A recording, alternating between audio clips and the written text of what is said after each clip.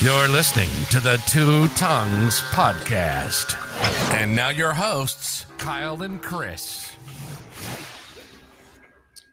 On our new sides of the screen. Does it look like we're talking to each other better now, or do we just still look like we're... whatever, we're testing it.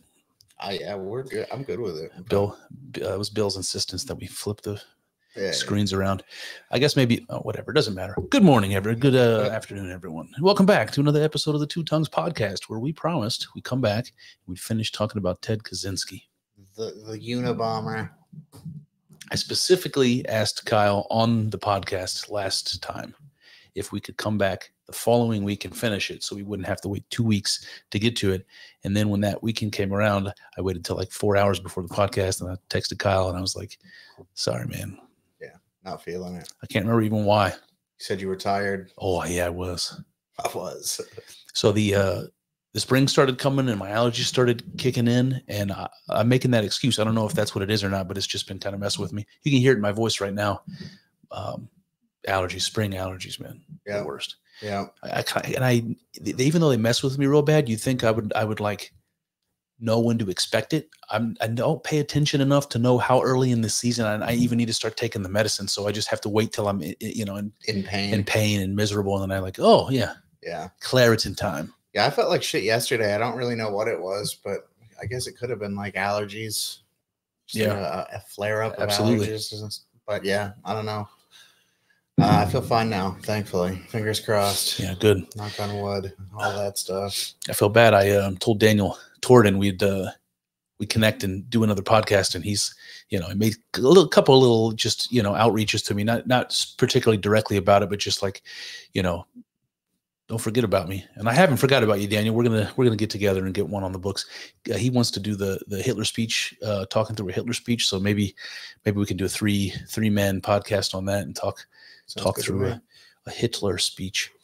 I think that would be interesting. I think that would be like, I feel like being the fact that Daniel is from England, that he's probably going to be just kind of naturally a little further to the left on the spectrum than we are. Yep. Not saying that he's like a crazy communist or anything like that. Daniel's obviously a good guy.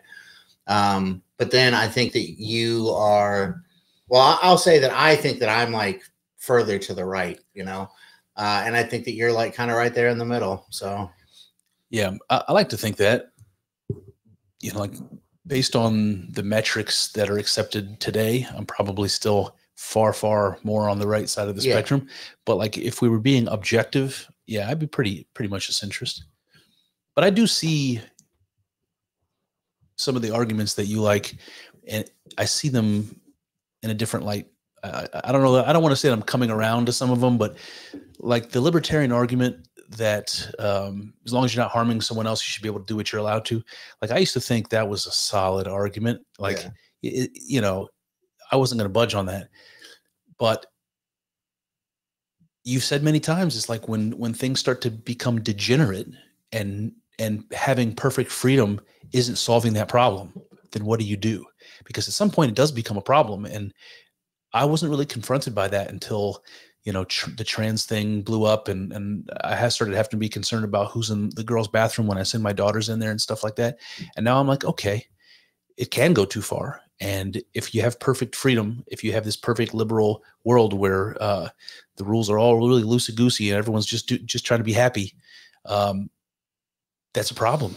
Yeah. So I'm starting to come around in some regards, but I just don't know like how to solve that problem. I don't even like thinking about it. Yeah. It's not a lot of great examples in the past. I was going to say that this is not the first time that this sort of thing has happened, where like things kind of drift too far in one direction and then some kind of corrective action is needed, Yeah. The corrective action can be scary for sure. Yeah. Definitely some of those paths you don't want to go down. Yep. But I forget what I was going to say. I don't know, man. Yeah. All right, but we can get into Mr. Ted Kaczynski again. I did want to maybe recap a little bit of where we got before we stopped at the last episode. So we're boy, we are a little bit more than halfway through the notes that I took. Sweet. And if you remember the whole beginning, let me just scroll back up here. The whole beginning of this was industrial society and its future. He started talking about psychology of modern leftism. So it was a surprise to me how we basically jump right into this sort of political conversation when I thought Ted Kaczynski was all about technology, going to destroy the human race somehow or compromise humanity somehow. And then he says that that these psychological problems that are prominent among leftists include feelings of inferiority. And what was the other one? Over-socialization. Over-socialization. And that those two things are working among leftists to drive humanity to this terrible place, this terrible crossroads. And he basically sees the world doubling down on that, it becoming more and more of a problem, and it being attached to all these political issues that are hot buttons now. They were hot buttons in the 90s and in the 60s, and this identity politics stuff, basically. He's comes down very hard on the left. We don't hear him. He doesn't say anything that I would call particularly conservative. So there's some libertarian stuff in there, but it's just a critique of the left more than it is anything else. So I don't think anyway, we got a whole lot of him criticizing the right, but he's definitely going out of his way to criticize the left because he sees these psychological qualities of leftists leading in a very terrible direction, and it being like, what's the word? Inevitable, right? Yep. You got anything on that? I think he did criticize the right. Do you remember how? I don't. It wasn't as extensive, but I think that he just said that they kind of feed into like this technological state too in their own ways, like through supporting corporations and things like that. Yeah, you might be right. And then I think also, I seem to remember something about you can't allow technology that changes the like everyday way of life for people to change it and then expect things not to progress. If you're anti-progressive, you can't let really any areas progress. Because allowing one area to progress is going to cause other areas to progress. Yeah. Now that you say that, I remember he basically said, because the system is all interconnected, right? You can't mess with one thing without messing with the whole thing. Yeah.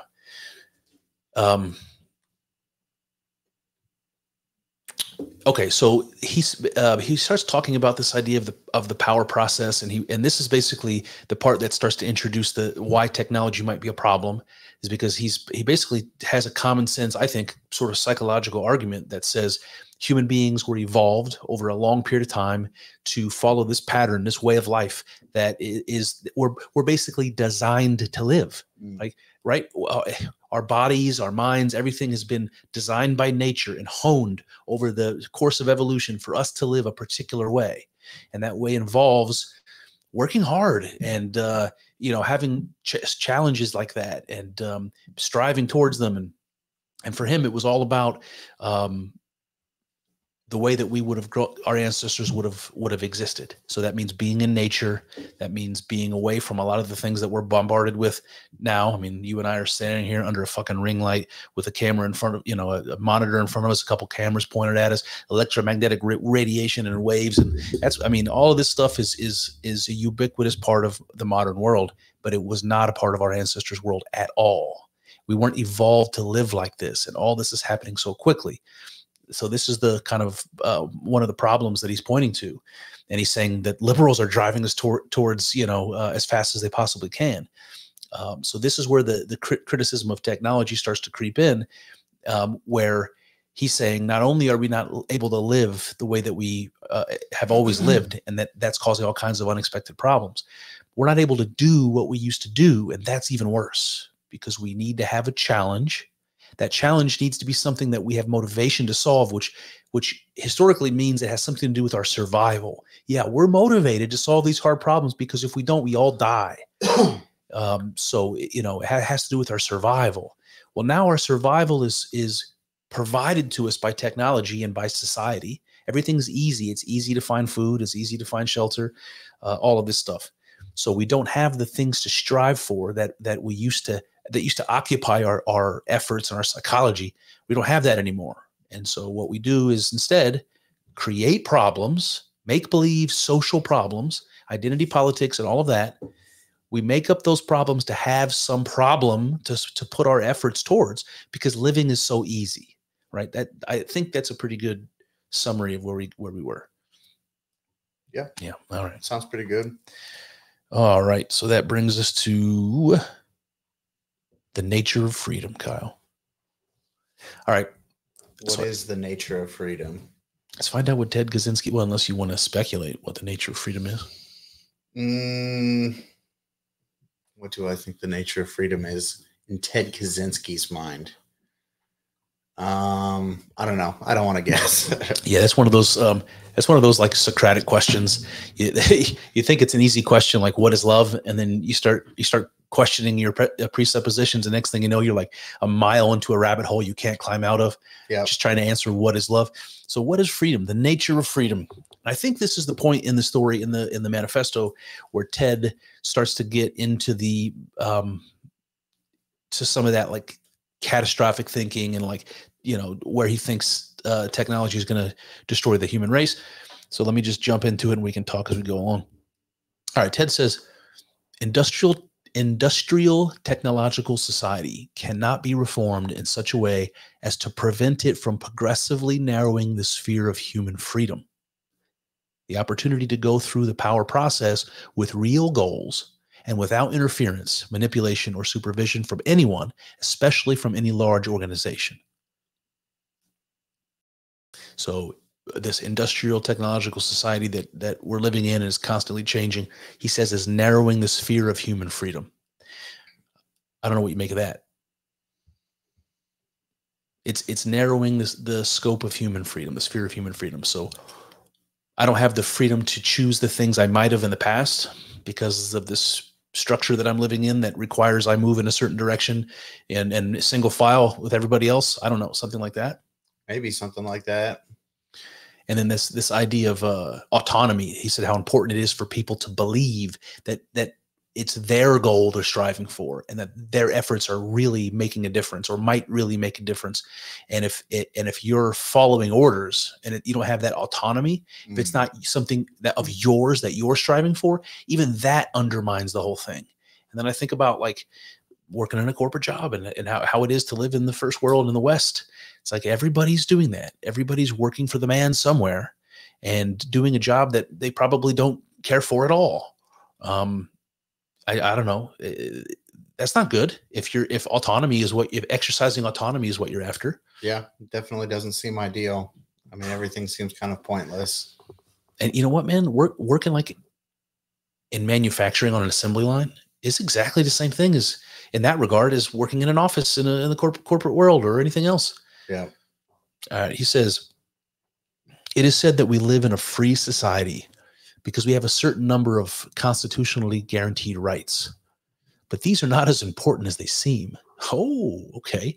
Constitutionally guaranteed rights are not as important as they seem. What do you mean, Ted? He says, as for our constitutional rights, consider, for example, that freedom of the press. We certainly don't mean to knock that, right? It's a very important tool for limiting concentration of political power and for keeping those who have political power in line by publicly exposing any misbehavior on their part. But freedom of the press is of very little use to the average citizen as an individual.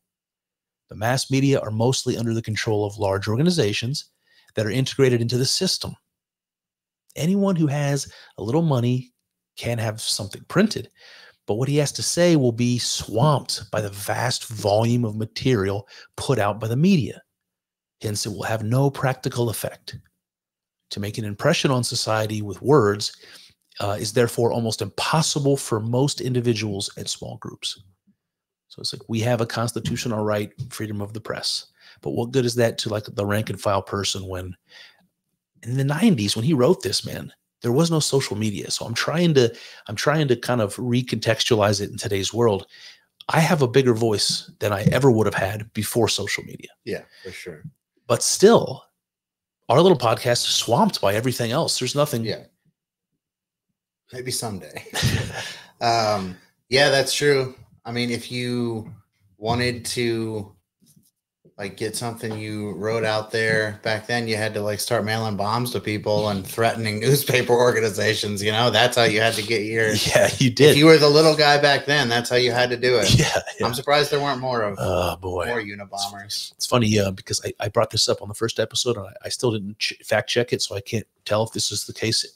But I thought that was what happened with the Zodiac killer. That he blackmailed the press, the newspapers to print his little codes, his little ciphers. So when you say that back then, the only way to have a voice in mainstream media is to blackmail them.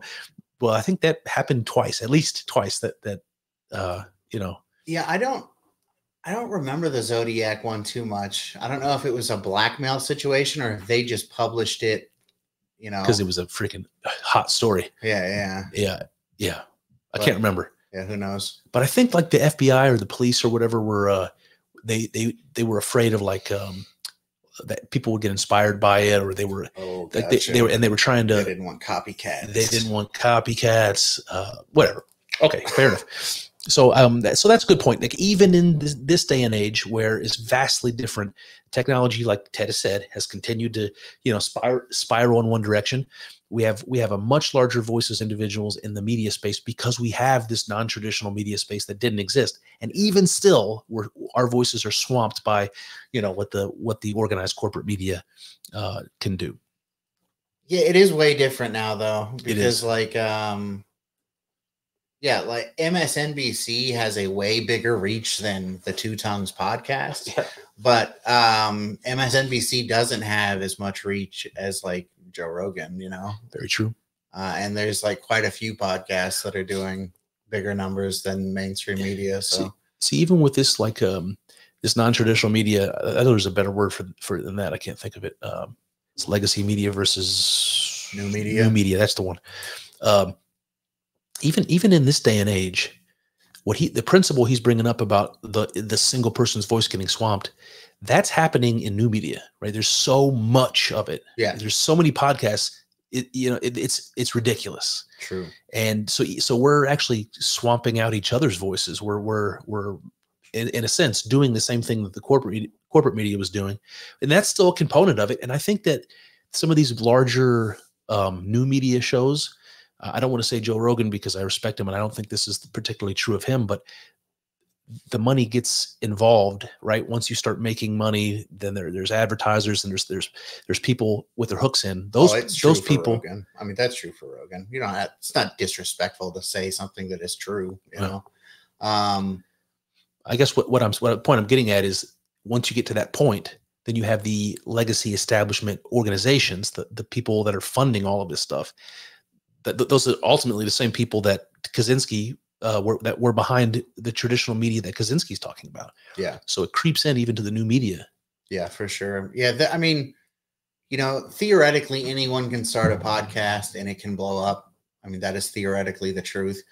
And I think that is like actually the truth on some level, but I think a lot of people who blow up don't blow up naturally. I think that there's some kind of like promotion going on. Yeah. A little bit of pushing from, some force or another, be it YouTube or whoever. Yeah. However it happens. I'm sure there's a lot more of that sort of stuff than we realize. Yeah.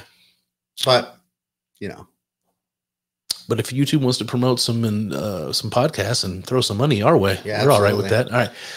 All right. That brings me to industrial technological societies can't be reformed. So now it starts getting a little darker. Black pilled. Because if it can't be reformed, what's the revolution? What's the alternative?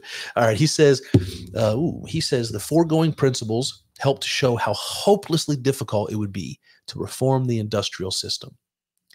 There's been a consistent tendency going back at least to the Industrial Revolution for technology to strengthen the system at a high cost in individual freedom and local autonomy. Hence, any change designed to protect freedom from technology would be contrary to the fundamental trend in the development of our society. right? So he's saying in order for us to change course, we basically have to reverse the direction and momentum of every single component of our society. We're going to be swimming against the current, regardless of what realm in society we're talking about. Yeah. And it's quite the current. Yeah. I don't really think that it's possible, to be honest with you.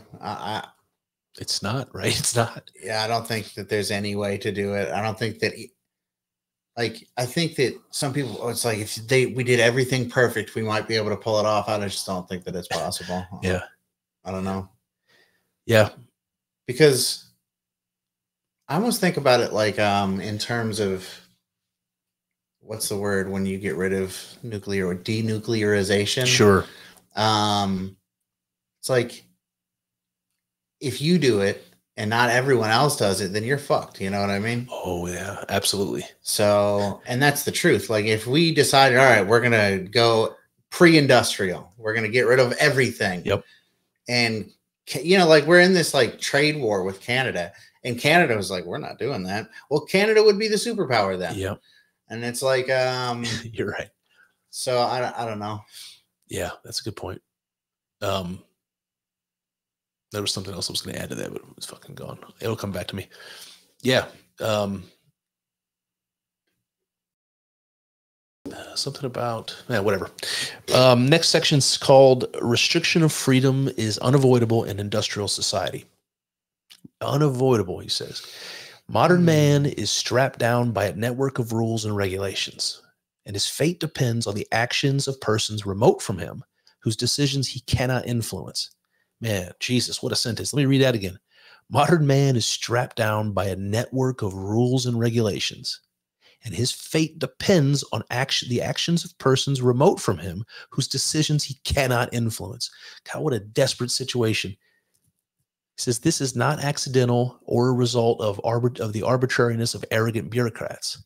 It is necessary and inevitable in any technologically advanced society. The system has to regulate human behavior closely in order to function. At work, people have to do what they're told to do. Otherwise, production would be thrown into chaos. Bureaucracies have to run according to rigid rules. To allow any substantial personal discretion would disrupt the system and lead to charges of unfairness. The result is a sense of powerlessness on the part of the average person. It may be, however, that formal regulations will tend increasingly to be replaced by psychological tools that make us want to do what the system requires of us. The psychological tools that make us want to do what the system requires of us. What does that make you think of? Makes me think of Brave New World. You know, it's like everybody. Dude, that's such a dark analogy to the modern day. Oh yeah, I haven't read that book in a long time, but it's like everybody in society, in that Brave New World society, believes certain things and act certain ways that play right into them being manipulated by the world government. And I feel like that's kind of what he's talking about here. Yeah, the dark part for me is he's basically saying that we stop using social tools and start using psychological tools as a means of controlling the system, to keep it going, to keep it in order and moving along. And in the Brave New World analogy, you remember that story involved the ubiquitous use of drugs. Yeah. Was it called Soma? Yeah. What was it called? Yeah. And the ubiquitous sort of distractions of media. Right. So they went to the feelies, the movies that you could feel. And, everything was all about pleasure in the now, having orgies and avoiding any anxiety or whatever. And boy, that is exactly what you see when you look around. You see huge numbers of people on ADHD medicine. They're on speed. They're on antidepressants, anxiety medicine, Ozempic, 100%. Yeah. And way beyond the imagination of even Huxley, which is amazing because that guy was a prophet. The distractions that we've created for ourselves in terms of media, go far beyond feelies. This was Huxley's idea of an absolutely crazy, addictive escape was going to the movies and feeling what was happening in the movies. Like if we could create that, people would be so enamored by it. They would spend all of their time at the feelies. Well, I don't know if that's true or not, but I mean, I probably see more movies that way, but what we've created instead is just a freaking smorgasbord of anything you want all the time, anything you want, literally anything you want all the time. Yeah. Yeah. It's fucked up, man. People's attention spans are just completely shot. Yeah. Dude, even when I go hunting sometimes, yeah, you want to pull your phone out. I'll have one of my headphones in one of my ears, so I can still hear like twigs snapping and stuff. Yeah, but I have like a podcast Jordan going. Peterson talking to you. Jordan Peterson. So even that, it's like I can't even escape into nature without it. You know? Yeah, yeah. I definitely have noticed that. It used to be worse when I was younger. It used to be like I had to have something playing as like a distraction from thinking. You know what I mean? Oh yeah. I don't necessarily feel like that anymore. No, man. It's funny you say that because I constantly have a podcast in my ears. Yeah. Constantly. I'm like multitasking always. And there's times where I do that and I think to myself, like, you shouldn't do that now. Be respectful. Like your kids are talking to you or whatever. Get your goddamn microphone out of your ear or whatever it is. But it's always in there. Where am I going with this? Somewhere. I lost it. But I do kind of want to. I do feel guilty about that. That's probably why it's coming up. It's what you said about why you always have something going on. Oh yeah. So you always have. So you're not thinking. And when you said that, this flash of a memory came to me, which is of me running, like for exercise, without music. Yeah.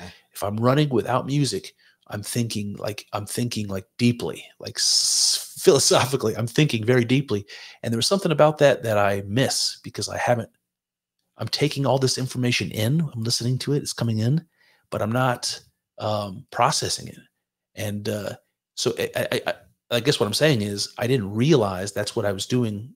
I was entertaining myself, or I was learning, right? That's how I rationalize it.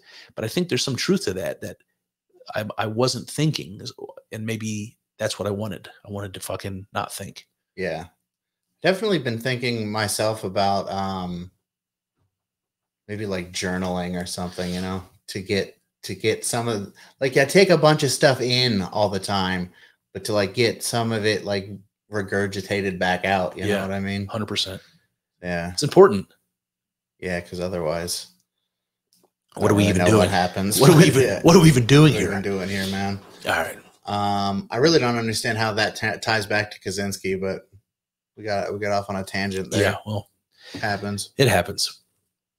All right, so he's talking about using psychological tactics, and that's going to be something that will continue.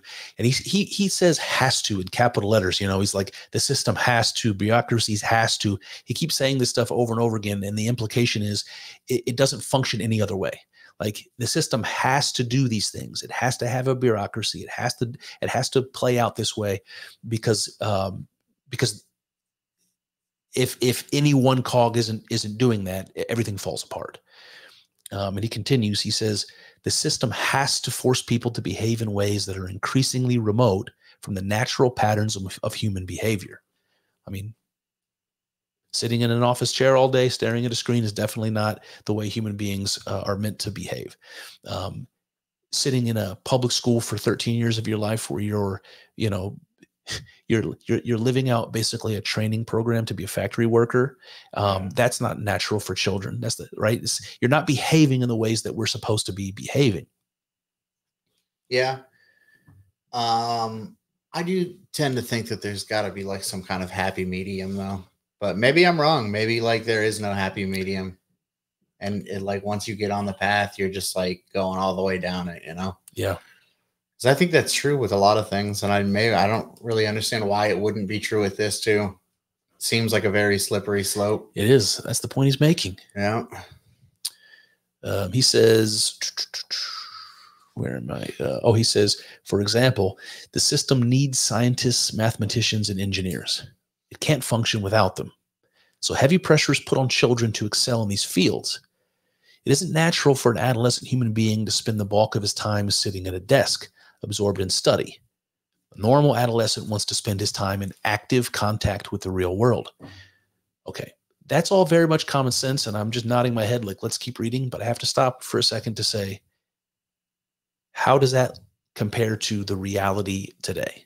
He said a normal adolescent wants to spend his time in active contact with the real world. That doesn't seem like what adolescents want to do these days. They want to be in active contact with digital worlds, but they're not talking to each other. Teenagers aren't having sex with each other. You know, it's like all the things that he's describing that have been normal for all of human history. Human beings, adolescent human beings want to be in active contact with the world, with other people in the world. Want to get our hands dirty. We want to fucking swing off, rope bridges into the lake. We want to, I don't know, whatever. We want to sled down a snowy hill. We want to get drunk with each other down at the creek. There's things we want to do as kids. We want to explore the world. But I guess what I'm saying is there seems to be reason to believe that's not as true today as it has been historically. Yeah, people are like cows, But I mean, do you think that what Ted is saying is, as technology continues to increase and becomes more ubiquitous, that I've said that word 3 times on this podcast, ubiquitous. Don't ask me to spell it. What was I saying? As children, what was I saying? That it's ubiquitous. What was ubiquitous? I forget. I got lost in the freaking ubiquity of it all. But the point is that it seems like these kids are more enamored with the digital world, and that was the point I wanted to make. Is, do you think that technology has changed our biology, or has are we now adapting or trying to wildly adapt to this to technological advancement, to where children are being born where their natural inclination isn't to engage in the real world? Their natural inclination is to engage in a simulation. Like, we're seeing a lot more kids that are born autistic, and autistic kids seem to have these, intense abilities to engage with technology, let's say. Well, that's because of vaccines. Yeah. Well, I'm just wildly speculating here that, is it possible that what Ted is warning us about, that we're going to cease to be human? And, maybe. And what a normal human teenager wants to do is get in trouble, get dirty, have fun, learn how to ride their bike, get drunk with their friends, smoke cigarettes under the pier. They're not doing any of this. I don't think that that's true. To say that they're not doing any of this, I don't think that that's true. I think that people are still doing that kind of stuff, Good. Maybe not as much. And I think that there's maybe some good to that, I've heard recently that somebody our age, millennials, if you asked them how many of their friends had one night stands, it would be 75% of them are like having one night stands on occasion. Yeah. And with the Zoomers, it's like 25%. So that's a big drop off. It is. Yeah. And there's a way to frame that as, these pathetic dorks are just sitting around playing video games, not getting any pussy, bro. Exactly. That you can frame it that way if you want to. Yeah. But you can also say that, like, maybe these people have grown up watching the generation, like the generation directly above you is generally not your parents. It's like it's like your older brother or something. Yeah. So they grew up watching us, the generation right before them, just being a bunch of like sluts, and like seeing how people are not happy. People have been getting progressively less happy, since this whole, I don't know, sexual liberation, of society. People have just been getting less and less happy. So, 100%. Yeah, I don't know. So you think that really the the bad example that they're privileged to see with a little distance from, you know, their older brothers or whatever, yeah, you know, the path that they're seeing, watching unfold, and they think to themselves, I don't want that for me. Like this doesn't seem something good. like that. Yeah. You don't think that is necessarily attached to like religiosity, do you? I mean, you might be hopeful that I think it aligns. I think that there's probably some aspect of that to it. Yeah. Yeah.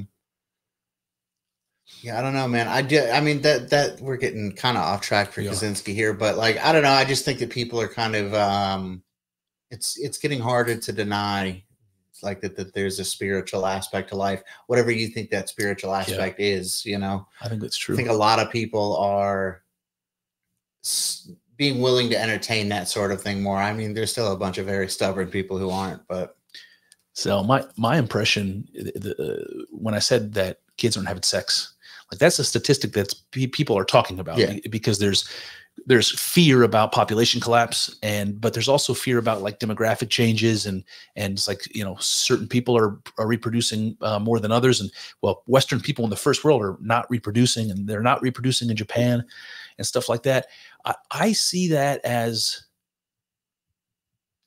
a type of like social retardation. I see that as these, and maybe, I don't know, maybe this is the easy, like the low hanging fruit, and I'm being tempted by it. It just seems like people are communicating via text. They're communicating on social media. Then you're flirting with this girl on social media. Then you finally meet her face to face, and you can't say a word to her. Like I see kids, they can't speak to each other because they don't practice it, because they're no longer forced to be a wallflower at the party, and you know, you don't have a choice but to engage somebody, or you know, like they have a choice, and their choice is to not look at you in the eyes, to not shake your hand, to fucking say all the flirtatious stuff to you via text, and then they don't know how to talk to each other. Well, how are you gonna manage to have sex with somebody if you are afraid to speak to them? So I just think, is this what's happening? Maybe. But I don't know. I just think that that's maybe like a little bit of a pessimistic view, you know, like I think that there are some kids like that. I think that there are maybe more kids like that than there were 30 years ago. That's a problem. Yeah, but I don't think that it's like a catastrophic problem, as long as like most people are still fairly normal. And I think that's the truth. I don't think that, Jeez. I don't think that things are that drastically different in like the majority of the population. I think like most human beings are still normal human beings, you know? Yeah. It's like you meet kids out and about, you know, in the world, and they're not all fucking weirdos, you know? Like, that actually does make me feel better, because you're right. Yeah, there's some weirdos, of course.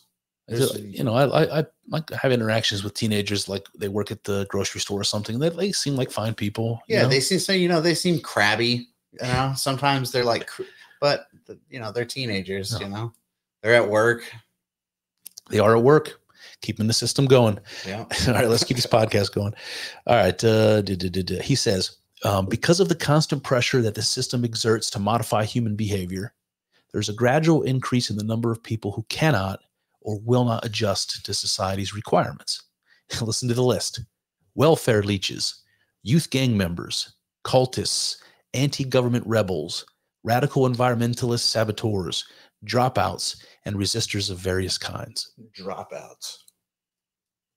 These are people that will not or cannot adjust to society's requirements. So we're going to have an increasing number of these types of people. Welfare leeches.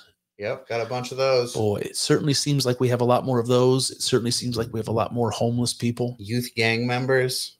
Yeah, I don't know about that, but anti-government rebels. I mean, Antifa comes to mind. Yeah, but isn't Antifa kind of like a pro-government rebel? They're a certain type of government rebel. Yeah, exactly. They're an anti-other type of government rebel. I guess. I don't know, man. I think that the mechanism of power that they are fighting. It's not the mechanism that they're fighting against. It's the ideology that they're fighting against. You know what I mean? They don't give a fuck about government doing things as long as it's their government, you know, the people who are leading their government. Yeah.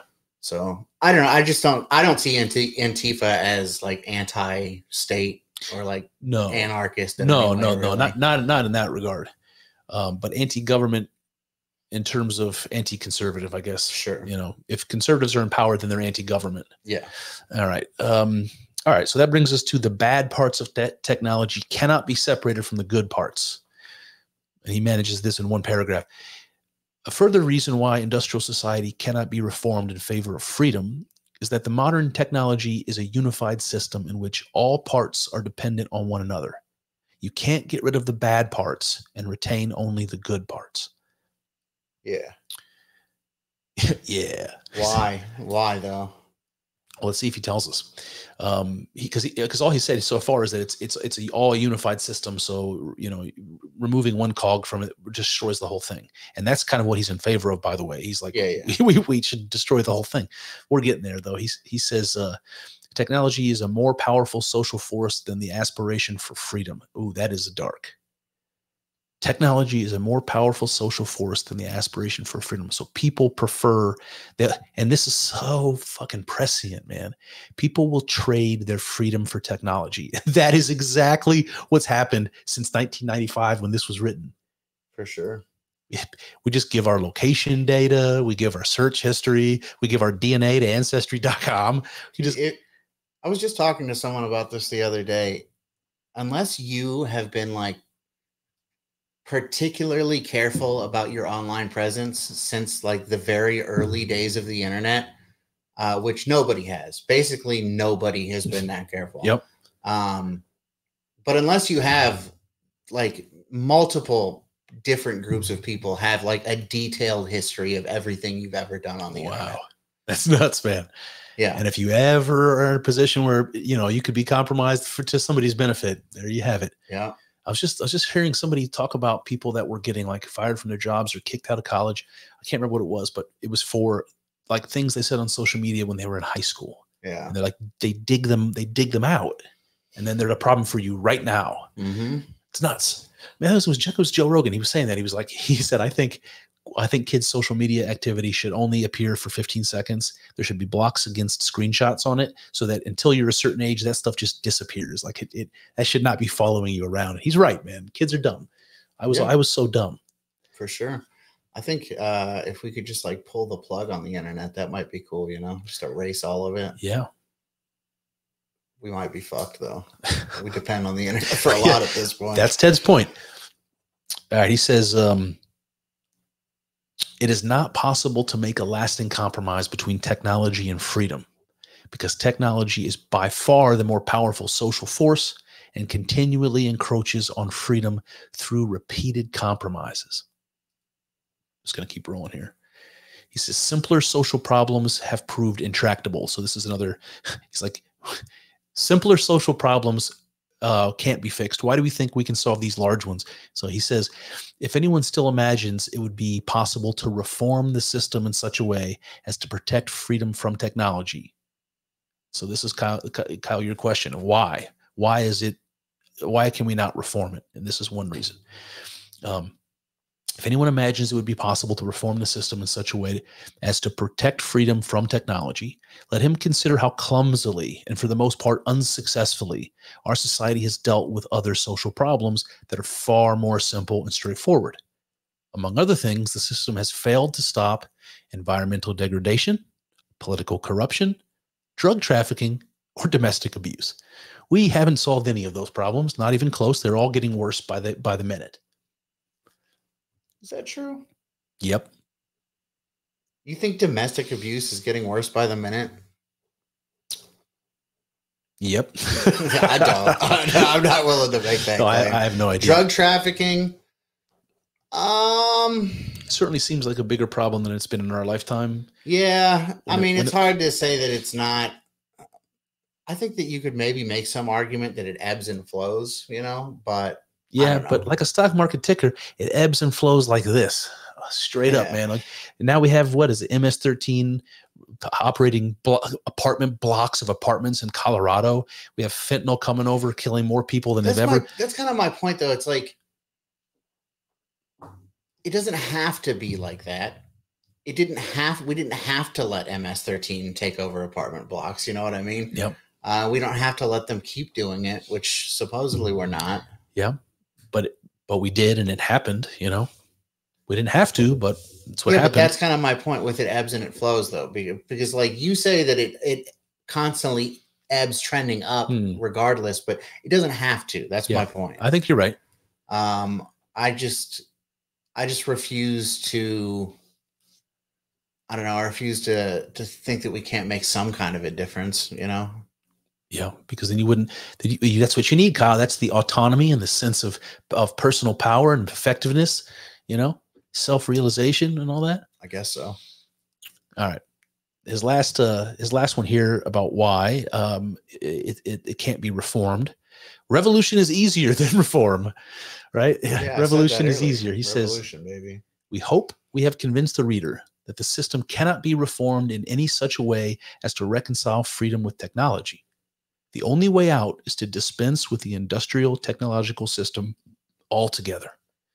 This implies revolution, not necessarily an armed uprising, wink, wink, but certainly a radical and fundamental change in the nature of society. It doesn't have to be armed, but I'm going to mail some bombs to people. I'm going to mail some bombs to people. I'm going to make a note here. So we'll talk about that. All right. He says, under certain circumstances, revolution is much easier than reform. The reason is that a revolutionary movement can inspire an intensity of commitment that a reform movement cannot inspire. That's an interesting point, an interesting assumption. The reason that a revolutionary movement can inspire an intensity of commitment that a reform movement cannot. A revolutionary movement can inspire more than a reform movement. You think that's true? I don't know. I mean,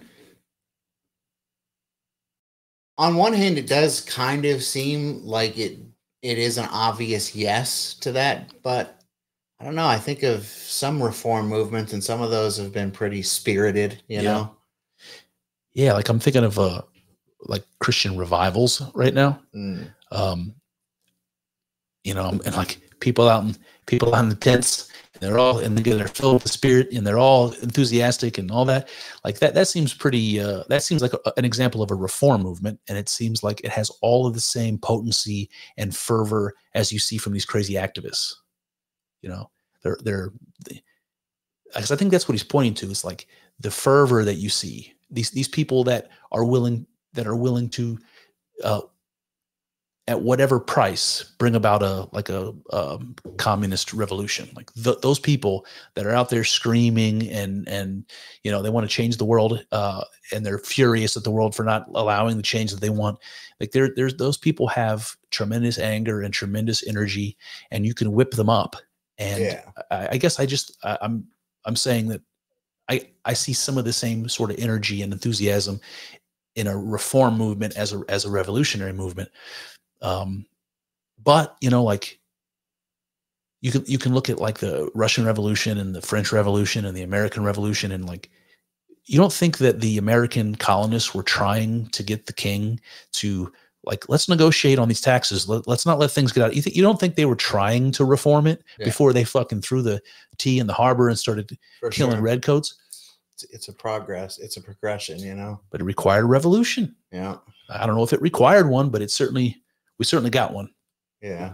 So I don't know. Yeah, I don't know either. Revolution, I think, I don't know. I feel like it's best avoided for the most part. You know? I do too.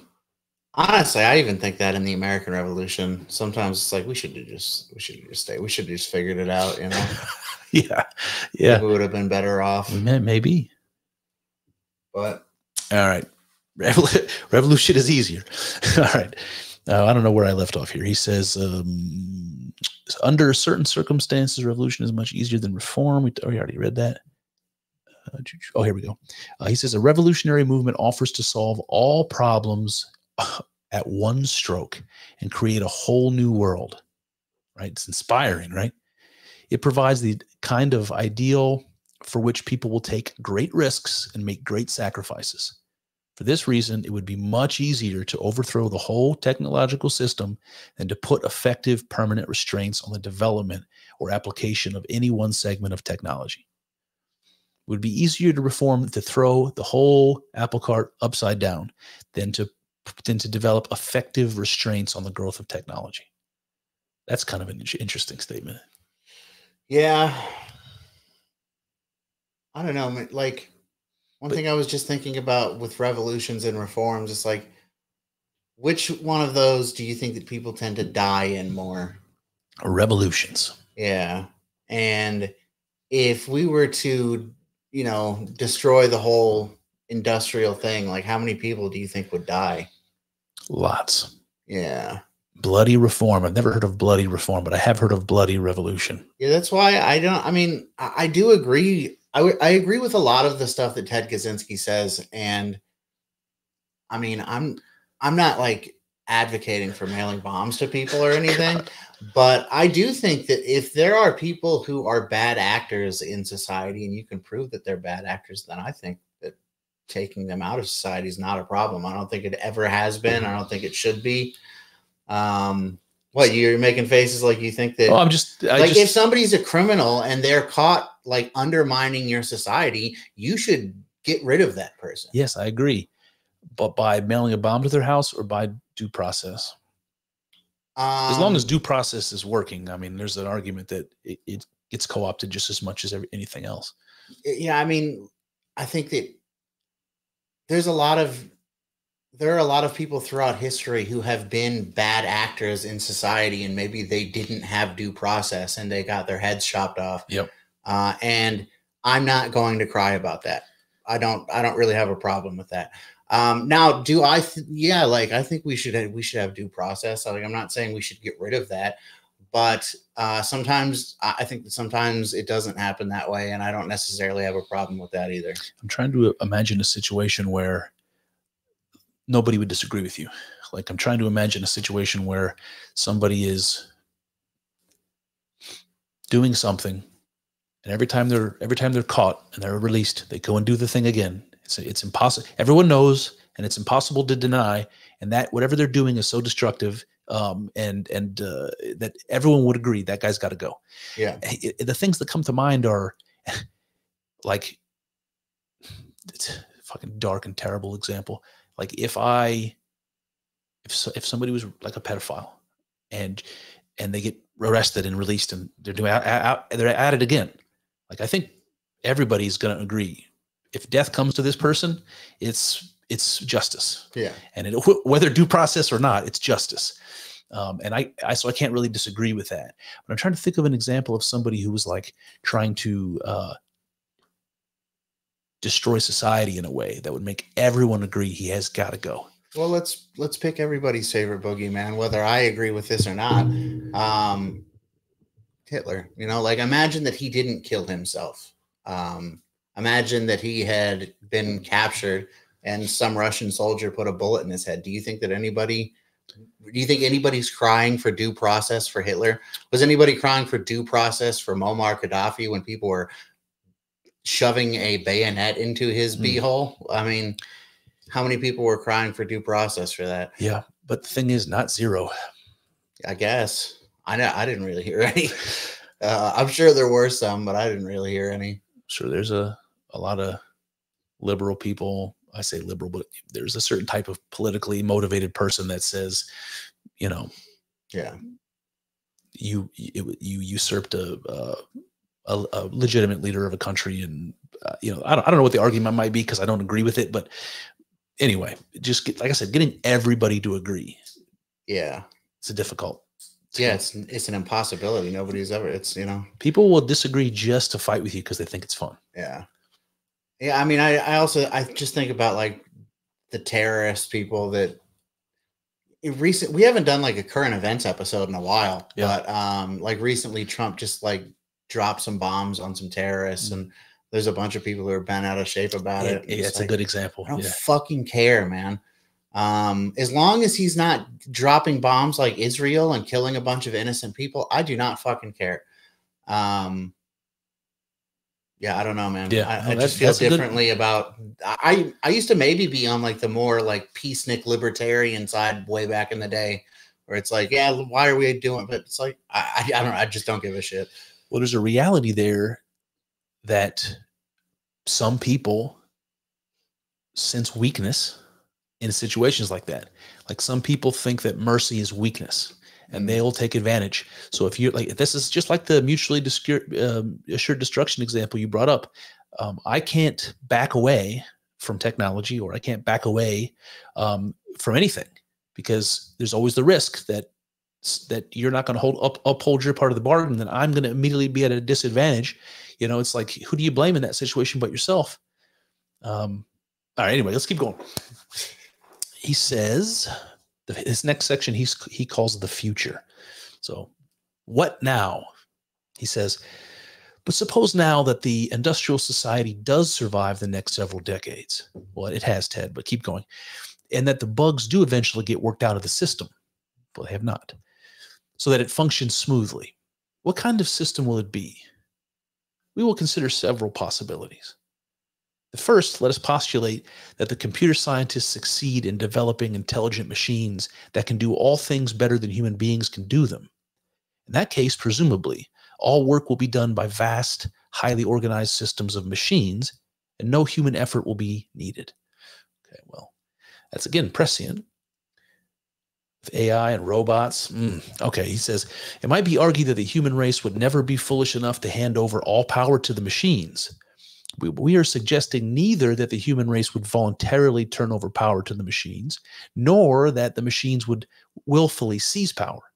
What we do suggest is that the human race might easily permit itself to drift into a position of such dependence on the machines that it would have no practical choice but to accept all the machine's decisions. All right, I don't know if you want to stop there or not and talk about that, but so he's not saying like a Terminator situation is going to happen where technology like enslaves human beings. Yeah. And he's not saying that human beings are going to voluntarily give up their freedom and autonomy in exchange for technology. He's saying that it's just going to gradually become the case that human beings are so dependent on technology. Technology can do things that we can't do and things that we need done. Mm-hmm. And so we become so dependent that we in essence become slaves. Yeah, I think that we're pretty much already there. I think that there's like a really like sci-fi dystopian way of thinking about that, where it's like the Wall-E, where you're on the ship and on the just rolling around on the scooter, and you know everything comes into your mouth through a funnel. But I think that we're basically already there. I think that like the funnel's coming, but at the moment we're in now, I think we're already pretty much there. We're already pretty much there. Yeah, scary. So Ted was right, at least in that regard. He says, as society and the problems that face it become more and more complex, and as machines become more and more intelligent, people will let machines make more and more of their decisions for them, simply because machine-made decisions will bring better results than man-made ones. Eventually, a stage will be reached at which the decisions necessary to keep the system running will be so complex that human beings will be incapable of making them intelligently. At that stage, the machines will be in effective control. People won't be able to just turn the machines off, because they will be so dependent on them that turning them off would amount to suicide. Now, I don't know if we're there yet, but boy, are we close. Yeah, I think that we're definitely there already. Like, imagine the average person if you took away all of their technology. Yeah. I mean, if that includes electricity, yeah, and plumbing, it does 100%. It does. Then we're all fucked. Yeah. Except for the ones still living in a tribal way, they won't even notice. Yeah. And then we start over again. I think Graham Hancock was right. Yeah. I don't know, but yeah, I think that we're pretty much. I mean, what could we get rid of? how far could we roll it back and we would be okay? Like, I don't even know how to like delineate that. I mean, could we get rid of smartphones and everyone would be fine? Yeah, probably. If there were no more smartphones, everyone would probably be fine. Yep. Um, We'd have a harder time driving places we've never been, but yeah, we'd be fine. Okay, so I mean, could we get rid of cars and everyone would be fine at this point? I don't know. I think that's a real problem because of trucking and things like that. I don't know. I'm not sure that we could. I don't think that we could. Like, I really don't. We definitely couldn't live the way we live without cars. Yeah. It would be, oh boy. I'm just trying to imagine like cities that are far apart would become so estranged from each other. It's like, you know, going on a vacation to like Columbus would be like, you know, the equivalent of going to like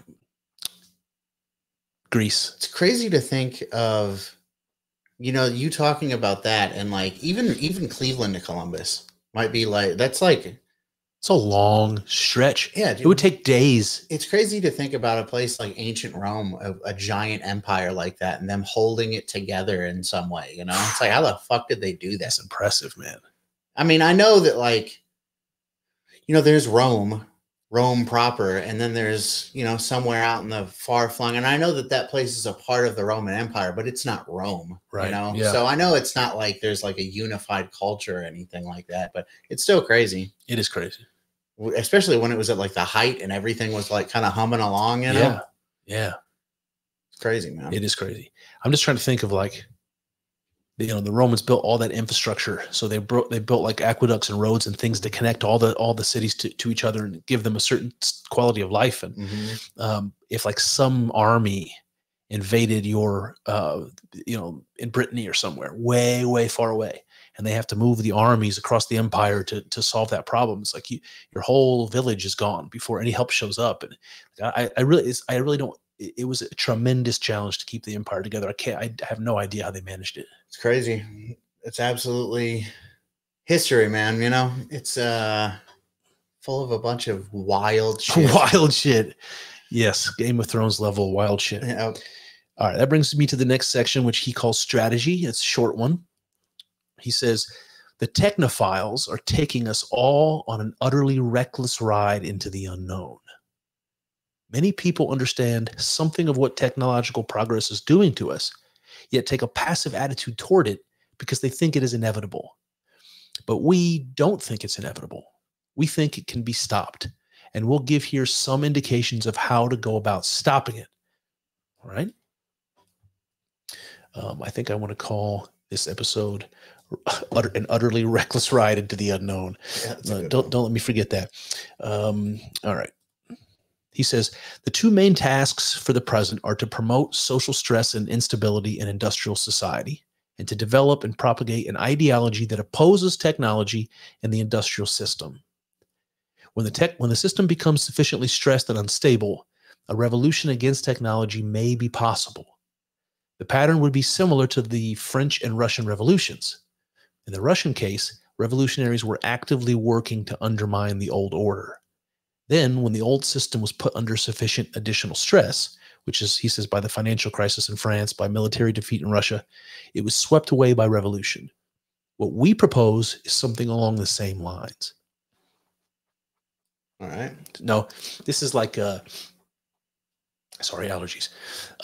This is like that Howard Piven strategy or something that they talk about with in the 1960s radicals to create instability in the system little by little and in various ways by, you know, activism, by blowing shit up, because that's what they did. What are they called? The underground? Weather underground. You create the instability in the system until the tension gets so bad that a revolution is possible. Yeah. And that's exactly what he's recommending here. But that revolution is an anti-technology one. So you start mailing bombs to the CEOs of airlines and universities. Yeah. I don't really understand the targets that he picked. Me either. I mean, he was obviously a smart guy, so I'm sure he knew what he was doing, but I feel like I would have mailed them to different people, I guess. I don't know. Yeah. There's more to that story, I'm sure, but I don't know it. All right, now he says the dangers of leftism, and this is the last bit here that he wants to end on, or that I want to end on. He goes like this. Because of their need for rebellion and for membership in a movement, leftists are often unattracted to a rebellious or activist movement whose goals and membership are not initially leftist. The resulting influx of leftist types can easily turn a non-leftist movement into a leftist one, so that leftist goals replace or distort the original goals of the movement. So he's actually scared that leftists in this anti-technology movement might undermine it. It seems to be what he's saying. Well, that's what they do. I mean, you can't let them in. And if they get in, you have to like root them out, or otherwise they will subvert your entire fucking organization. Happens all the time. It's like a steady, you can watch it happen throughout history. As soon as people who are more liberal get into an organization, they take over the entire fucking organization. So and how they managed to do that so successfully is fascinating. Yeah. I think part of it is guilt. They use guilt. Mm-hmm. And we talked about that in the first episode. He talked about how that you take a how did he say that? He's like, you take a value everyone agrees on, and then you start blaming other people for not living up to it. Yeah. So I think that's part of it. You know, that's like why racism and racist and Nazi and all these words that have been thrown around so much lately, how they were so effective when a few years ago when this all first started ramping up. Yeah, nobody's racist, but you start calling people racist, and they're like, okay, well, I guess I'll have to start acting less racist. Exactly. Somehow. So, yeah. All right, he says, to avoid this, a movement that exalts nature and opposes technology must take a resolutely anti-leftist stance and must avoid all collaboration with leftists. Leftism is in the long... That's what I just fucking said. Yes, it is. Not one fucking inch. Leftism is, in the long run, inconsistent with wild nature, with human freedom, and with the elimination of modern technology. So I'd like to erase some of that and just read it like this. Leftism is, in the long run, inconsistent with human freedom. Yeah. You think so? Human freedom. Pretty much, yeah. Pretty much, man. I'm not talking about liberalism exactly, but leftism, I think that's a fair label. I'm talking about liberalism. Oh, liberalism too. All of them. Gotta get rid of all of them. Not one fucking inch. All right. He says, leftism is collectivist. It seeks to bind together the entire world, both nature and the human race, into a unified whole. But this implies management of nature and of human life by organized society, and it requires advanced technology. You can't have a unified world without rapid transportation and communication. You can't make all people love one another without sophisticated psychological techniques. You can't have a planned society without the necessary technological base. Above all, leftism is driven by the need for power, and the leftist seeks power on a collective basis through identification with a mass movement or an organization. Leftism is unlikely ever to give up technology because technology is too valuable a source of collective power. So I think about the impact that social media has had on the last few elections as an example. So in that case, technology is definitely a source of collective power. Thoughts? I don't know. I just couldn't help but notice that when I was thinking of what we could get rid of and still be okay, the two things that I picked were the things that he said here. Communication and transportation. Yeah. It's like, that's the two big ones, you know? It's like, if you don't have the ability to stay connected across that, which is funny because like we were saying with Rome, like how did they stay connected? I mean, I know how. They just like rode horses and shit, you know what I mean? But how they kept that shit together for as long as they did. It's crazy. But yeah, I don't know, man. There's still like some level of disagreement. I think that he's right about a ton of it, you know, But there still has to be some level of disagreement, because I don't think that we should all go back to living as hunter-gatherers. I don't know. I think that maybe we should scale back somehow. But that's like, I mean, he said pretty clearly in this that that's not really an option, that we can't do that. Yeah. But I don't know that I agree. So rather than going the erasing, like the route you went with, but seeing what can we get rid of and still maintain it, I'm just doing the opposite. I'm like, let's go back to the Stone Age and let's see if we could selectively choose what things to have without letting it blow up and have everything. What would we pick? And like, so sanitation, right? The plumbing is something that I feel like it's just far more good than bad from that. So you have to have that. Electricity, I mean, that's like a Pandora's box. If you say yes to electricity, then it's a Pandora's box. And I look at like how the Amish live, and I try to ask myself, could I live that way? Yeah. I think obviously we could, because they do. Yeah. Yeah. I honestly kind of think that it's all a Pandora's box. I want to have medicine, but I don't want to have like. I don't think that you're gonna have. I think that if you start like artificially, what's the word I'm looking for? Like artificially like capping innovation because you're afraid of it, then you're not going to get certain things that you would have gotten. You know what I mean? Absolutely. And I think that that's like kind of Ted Kaczynski's point and a lot of this too. It's like there's no controlling it. You know what I mean? Yeah. I don't know how much I agree with that, but. Well, he's saying that you can't control it without like central planning to do the controlling. Yeah. And because society is so large and sophisticated that you need technology to do the planning. And so you're in a catch-22. You can't get rid of technology, without doing what all the things that technology is doing for you now. And you can't do those things without the technology. So it's like a catch-22. What do you think Ted Kaczynski would have thought about Rome, Like the height of Rome? Is that still too much? It's gotta be, right? I think it's too much. I think it would be too much according to Ted Kaczynski. Yeah. Maybe not, but I think what he envisioned is people living in small communities where we actually matter to each other. And not just like our presence matters to each other, but like what we bring to society is necessary. Like we matter to each other, and live in a society where we're forced to work and to strive for goals for the good of ourselves and each other. And for that to become like the only thing that matters. It's not about distraction or entertainment. It's not about pleasure. It's about fulfilling our roles. I don't know, man. Like it sounds kind of communisty when I say it like that. Yeah. I think that there's a way to have that sort of thing without getting rid of technology. I think that we could do it. How do you imagine it? Oh, I don't know. I mean, it would be complicated for sure, Maybe it would be an experiment, like probably a stupid example. I was just thinking if we started over somewhere, like if we go to Mars, but then that example is kind of particularly bad because I'm like, let's go to Mars and let's set up a society with no technology.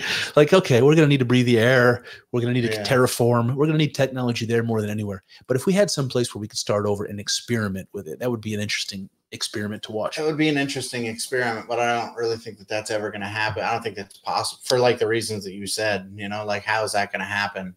Reality television. Yeah, for sure. You buy an island somewhere. I think that the way that it's most likely to happen is through like manipulation of culture. You know what I mean? Like changing the values of a society, which is I think that's possible. That's a good question.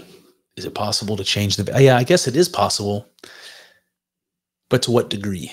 Oh, I think it's by wild degrees. Yeah, that's scary, dude. That's a scary. Well, it's thought. Scary and it's good. I think that we could use some wild. Yeah. I think Ted Kaczynski thinks we could too. Yeah, we were talking about being able to manipulate values, and I was thinking about like those stories about the gulags in the like the Second World War, where they say in Russia, like 1 out of every 4 people was an informant, and they were informing on their families and neighbors, and they thought they were good. They thought they were moral people. It's like, that's how you manipulate values, man. I mean, in one generation, you can go in there and convince people that throwing their neighbors under the bus, where people are going to come drag them out of their house with Kalashnikovs. Like, you're a good person for saying that they said something negative about the the government or something. Yeah. So it is possible.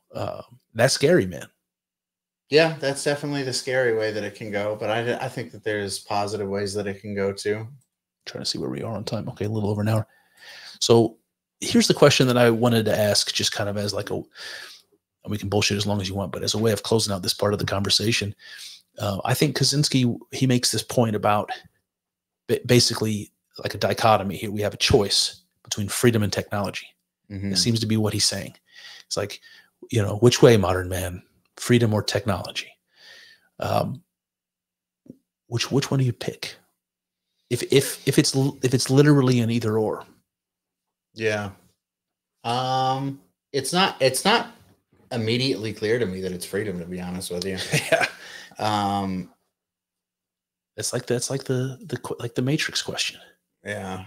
Remember the guy in the first Matrix, the bald dude or whatever, and he's like eating a steak and he knows it's fake, and he's like, I don't care. That's fucking delicious. I don't care that this world doesn't exist. Yeah. I'm butchering the scene, but you know what I mean? Yeah, I know what you mean. It's like we might say we want freedom, but yeah, plug me into the Matrix and give me that steak and the lady with the red dress. Yeah, I don't know. I guess I want to say freedom, but I'm not 100% sure that that's the truth. I think that Ted Kaczynski believes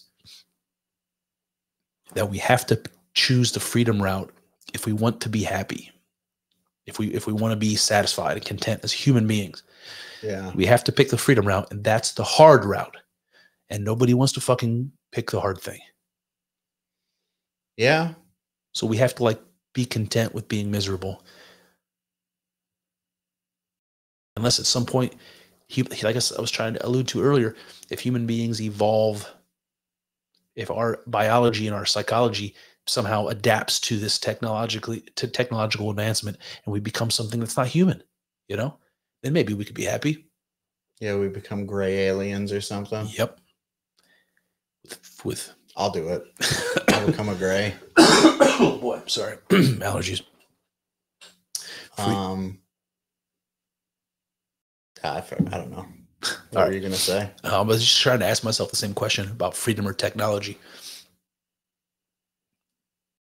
because I have some kind of ego bit of me that wants to say what you just said is like, well, I'll pick freedom, and I'll build my own fires and take care of my family, and I'll rub penicillin into their wounds.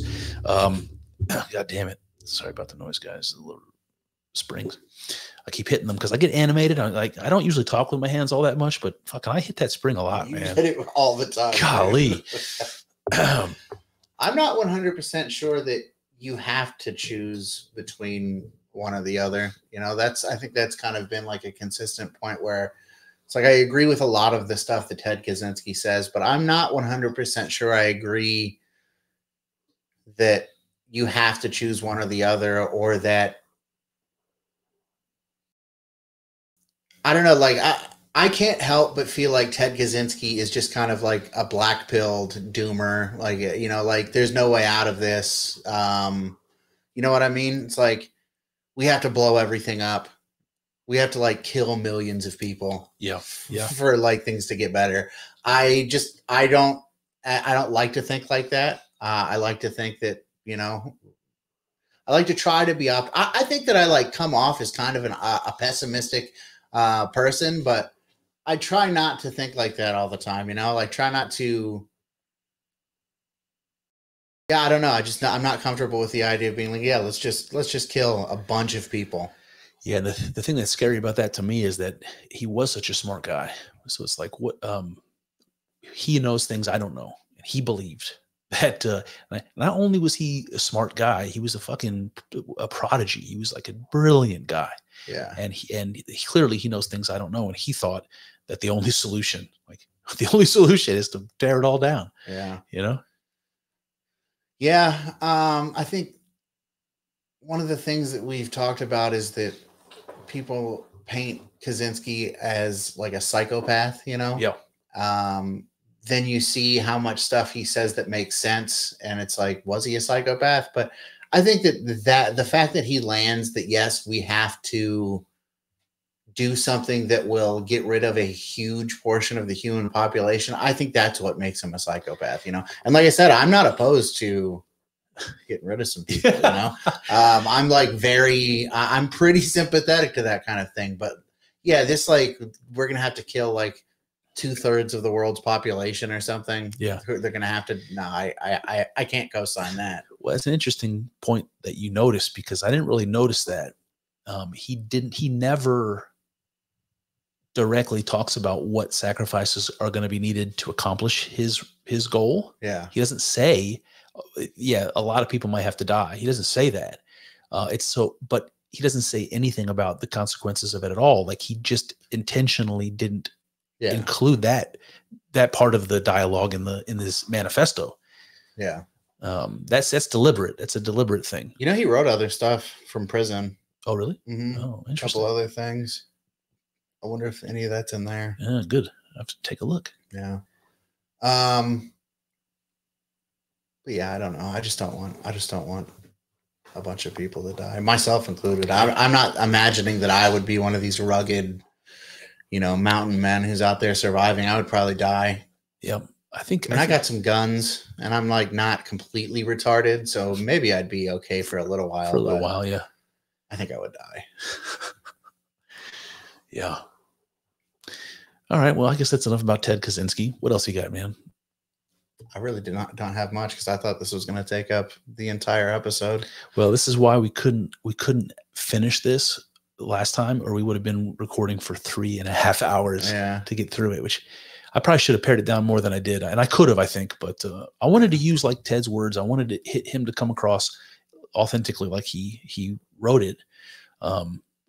He's a way, like, I wouldn't have written it the way he did. Like, there's a lot of stuff that I would have just gotten rid of, but I wanted to use his words as much as I could. And I cut out, 41 pages of a 50-page manifesto. Yeah. It's a lot. So yeah, it's a lot. Yeah, I don't know, man. So Matt listened to the first episode, and he texted me and said that he had some things he wanted to discuss. So I thought that might have been like, he listened to it and he had some thoughts. So I was curious to hear it. And he never texted me about it. So really? I'll have to follow up with him and see what he thought. Yeah, for sure. I don't know, man. Ted Kaczynski is obviously, I would really like to know how much the alleged like MK Ultra stuff had an effect on him, Me too. Like to dig. I don't know how much information there is on it, though. How much of it's speculation, I'm trying to imagine, like, what kind of a psychedelic experience would you have to go down that road the way he did? Like, I've had some of those experiences myself. I'm just trying to imagine, like, what would be necessary? What kind of experience would be necessary to motivate me to think and behave like that? Yeah. Seems like a pretty dark one. It seems like a dark one. Like, it would have to be like a situation where I felt like I was getting a message. Like, I can understand being high, like on mushrooms or this was LSD in particular, but being high on LSD and having a particular impression made on you by the beauty of nature and the out of doors and life and patterns and all this stuff that you would think, oh, this is so beautiful and we have to preserve this. This is sacred. Like, I can see, that's how hippies become hippies. I think, like, I can see that happening. And if you felt that way, then you might feel like you were obligated to protect it. You might even think that you had that experience and nature was telling you that you have an obligation to protect it. Like you're a part of this. You're, all the beauty and the psychedelic experience you had. This is something that you're a part of, and you think it's beautiful. You have a responsibility to preserve this, and maybe something like a powerful experience like that might radicalize you, especially if you thought, like, a lot of people will take ayahuasca and think that they have a message from a goddess or a supernatural being. If Yeah. God spoke to you and said, and put this in your heart like this, then you'd feel like a religious obligation. You know, that's the kind of thing that is powerful when you have when you feel like you have a religious obligation. That's what causes jihad. That's what causes the crusades. That can motivate some really intense stuff. Yeah. I guess, I mean, 100% it can. I just like have a hard time, for the same reason I said earlier. I have a hard time tracking of how you could come to that conclusion, because like, yes, like you could argue that humans and human civilizations are, you know, a detriment to the world, you know, Earth, parks, man, Yeah. things, Yeah. you know. But if the answer to that again is like just killing a bunch of like people, then I don't really, I favor like, let's try to figure something else out, you know, like maybe people are going to die. Maybe a bunch of people are going to die. Maybe that's the truth. But like, I don't want to be the person who's like, well, let's kill a bunch of people, you know. I say, let's use human ingenuity to try to figure something else out. Yeah. Now, to Kaczynski's credit, he didn't come across as anti-human. Like, he was criticizing environmentalists and environmental activists. And his whole thing was humans should live as humans are intended to live. Yeah. It seemed like a recipe for human happiness. Not, like I said, he never said anything directly about human suffering as a consequence. And that's a big oversight. He definitely, in a 50-page manifesto where he's as thorough as he is in lots of other areas, to not say anything how about do we that. get from point A to point B, Ted? You know, it's like, I know that he believes that human beings will be happier if they're behaving and living in the way that he's laid out here. But how do you make that happen? That's where it gets to be, to use like, you know, the liberal like buzzword, problematic. That gets to be very problematic. Yeah, it reminds me of Brave New World again. The fact that in that story, there were people who lived down on Earth, like primitively. Yeah. And then all the rest of the people lived like, I don't know if this is how it was, but this is how I imagined it, like in these skyrise like buildings where they're like up above everything and they're living in this utopia. I didn't necessarily imagine it that way. I imagined it more like settlements, you know, like there were like big, vast settlements where most of the advanced population were, and then there were some like remote, like reservations of, you know, like the definitely reservations. But I don't know, man. I just had like a image in my head of like when these people were going down to visit the reservations, they were like jumping in their Jetsons car and flying down there. Yeah. That was the image in my head. Like they were flying down there. So they were up. Anyway, I don't know why. That's just the image I had in my head. But that's kind of an option C. An option C here is, well, why don't we preserve technology and let it continue to expand like the people that lived in the modern part of Brave New World? Let that civilization do its thing, but preserve a place where people can live like they're meant to live, you know, hand to mouth and with the physical challenges and survival and all that, so that people can choose to live there, or they can choose to visit and remember what it was like. But they could still go into their technological utopia if they want to. So you can have the reservations, but you can still allow technology to do its thing. So I don't know if that's a reasonable option C that he didn't consider, but what are your thoughts there? I mean, I would like it if there was a place where I could go like play cowboy for a month, you know, that'd be pretty sweet. Yeah. Do you think that the technological advanced people are still a risk, like a existential risk to the reservation people? Like, is technology going to eventually drive human beings to destroy those other people? Or like, I don't know, like what's the risk? Probably, yeah. I think that, I don't know, man. Actually, I really don't know. I think that there would be disdain, like elitism that would happen. Yeah, and I think that did happen like in the book. Yeah, exactly. You look down and you'd be like, those people aren't worth anything. They're animals. You know, we could just wipe them out and take their land and build our things on it. Like that would happen. That would totally happen. Yeah. So maybe it's option C isn't a great one. Yeah. Well, I mean, we have reservations now. We're not kicking those dirty savages off and taking their casinos, you know.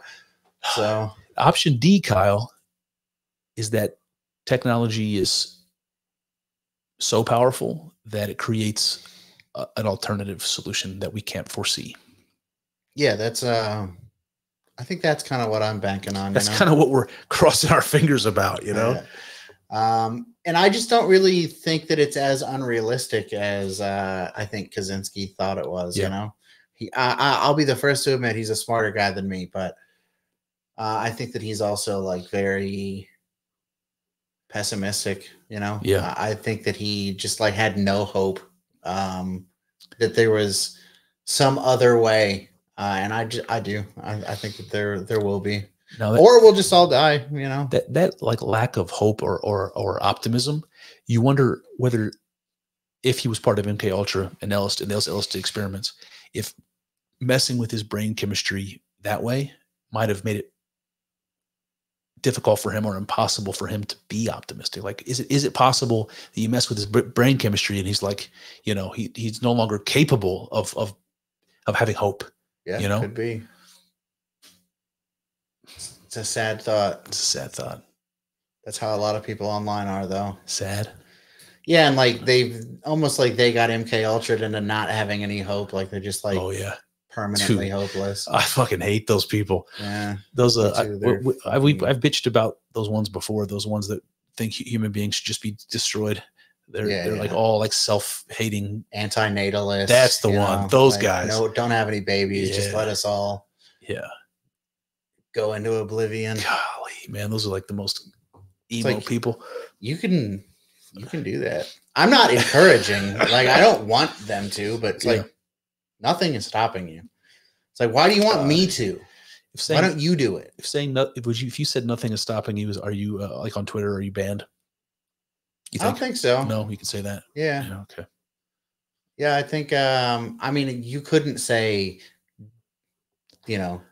Yes. and you know what I'm saying. You couldn't do that probably. Yeah. But I think if somebody's talking about how, you know, we have people are always talking about with global warming and shit. It's like overpopulation. It's like, okay. Volunteer, right? You know, it's like you can solve the problem just a little bit. That was one of my favorite episodes of John Stossel.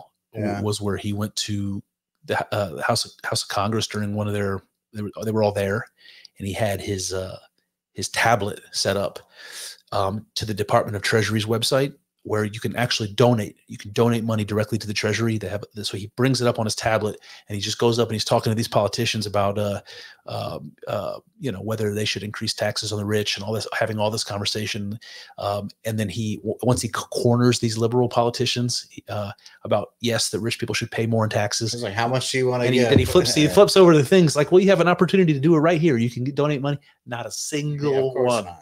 Not a single one did. Of course not, but we have to. It's very important that we do. It reminds me of that Robin DiAngelo section of the segment of that "What Is a Woman" movie. Was it what? No, not "What Is a Woman." It was the "Am I Racist?" Yeah, I didn't see it. Oh, dude.